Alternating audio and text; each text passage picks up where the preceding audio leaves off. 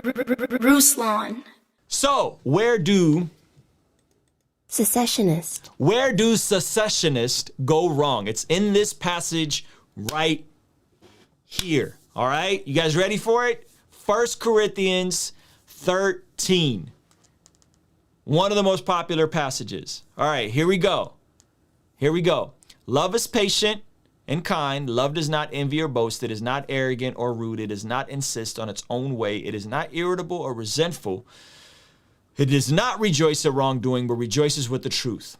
Love bears all things. Love bears all things, believes all things, hopes all things, endures all things. Love never ends. As far as prophecies, they will pass away. As for tongues, they will cease. As for knowledge, it will pass away. For we know in part and we prophesy in part. This is the part that all of the false Trump prophets, this is the verse they like to quote. Well, I mean, it says we know in part and we prophesy in part, right? For we know in part and we prophesy in part. Well, watch this. But when the perfect comes, the partial will pass away. Okay. What is that talking about? What is that talking about? When the perfect comes. But when the perfect comes, the partial will pass away. It's talking about Jesus. It's talking about the second coming of Jesus. That's what that's talking about. Right? It's talking about Jesus. When I was a child, I spoke like a child, thought like a child, reasoned like a child. When I became a man, I gave up childish ways. For now we see in a mirror dimly, but then face to face. Now I know in part, then I shall know fully, even as I have been known. That is not talking about the Bible. But that is the position of the cessationist. They think that this is actually talking about the Bible. That the perfect is the canon of Scripture. When the canon of Scripture comes, there are. Someone's answered the Bible in the chat, right? That when the perfect comes, what is the perfect? The perfect canon of Scripture, all the books and everything decided, right? The partial will pass away. And so they believe that the perfect has came, the scriptures have been completed. The John wrote the book of Revelation and said, do not add any more words to this, right? And therefore, it's it. It's a wrap. And so this is the era. Anybody who's reading this at perfect value should be able to say, hey, this is not talking about the canon of Scripture. Right? And so then the conclusion is, when I was a child, I spoke like a child, I thought like a child, I reasoned like a child. When I became a man, I gave up childish ways. For now we see in a mirror dimly, but then face to face. Now I know in part, then I shall know fully, even as I have been fully known. So now faith, hope, and love abides, these three, but the greatest of these is love. And the entire context of this passage is ultimately kind of going at both, if you think about it. Think about this. The hyper-charismatic in this context is chasing the gifts, the Church of Corinthians, chasing the gifts, chasing prophecies and chasing tongues. But just a couple chapters earlier, dudes is sleeping with their stepmom. Two chapters before that, in 1 Corinthians 3, he's calling them carnal Christians who can't handle meat, so he has to give them milk. This is all the same church, friends.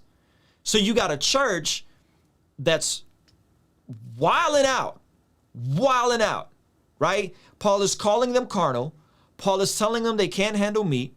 Paul is saying all of this stuff to them. Then in 1 Corinthians 5, he goes on and on about, like you got somebody in church sleeping around with their stepmom. Like not even the pagans in the world does this kind of stuff. Expel the wicked from among you. Judge those within the church. It's not my business to judge those outside the church. Then he goes on 1 Corinthians 6, where he's talking about these people won't inherit, these people won't inherit, these people won't inherit. He's talking about folks in the church. Some of folks in the church, right? And then he goes on about spiritual gifts, answering their questions about spiritual gifts, so on and so forth.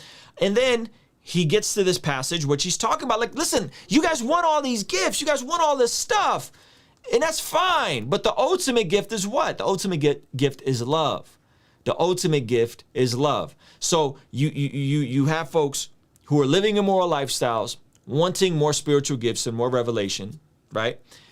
Yet their lifestyle is a train wreck. And then the other side of this is you have folks who don't want any gifts and any prophecies, misinterpreting a fairly plain passage of scripture and saying that the perfect in this reference is about the canon of scripture. And guess who doesn't always come off the most loving? Right? The John MacArthur crowd, right? Now, not to say they're all, but there's not a ton of love in that camp sometimes, right? They're very like, strange fire. All charismatics are demon possessed. How dare you speak in tongues? Right? It's that vibe, right? and so this is a very interesting passage because he's pushing everybody onto love. He's pushing everybody onto love. Like, yo, you're tripping. Like, you think it's about these gifts and these signs and these miracles and all this flashy stuff, right?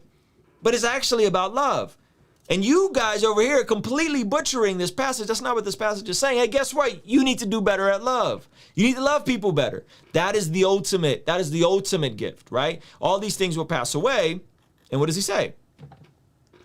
All these things will pass away. And then it ends with, now I know in part, then I shall fully be known, even as I have fully been known. So now faith, hope, and love abide, these three, but the greatest, what is the greatest one? Love. The greatest spiritual gift is love. The greatest one is not Armenianism versus Calvinism, cessationist versus charismatics. That's no. We could talk about that stuff until we're blue in the face. Love will remain. Love for your neighbor. Love your neighbor as yourself. What did Jesus say? Everything is summed up in love, right? The prophets all hang on these two commands. Love God with all your heart, all your mind, all your soul. Love your neighbor as yourself. It's about love ultimately, is it not? Right? And so we bicker amongst ourselves. We fight amongst ourselves. We debate amongst ourselves. We hold non-Christians to Christian standards, completely ignoring 1 Corinthians 5. We go in circles and circles and circles and circles, ignoring the very, very practical and applicable passage of 1 Corinthians 13, which is, hey, listen, it's ultimately about love, man. It's ultimately about love. So that is where this camp gets it wrong. Don't stone me. Kingstream Entertainment. Ruslan. Joshua the king came down and bore it all. Yeah, conversations front of the fireplace. All of my mistakes, how do I erase? Wanna operate at a higher pace. Birth pains causing the body to dilate on a first name basis with the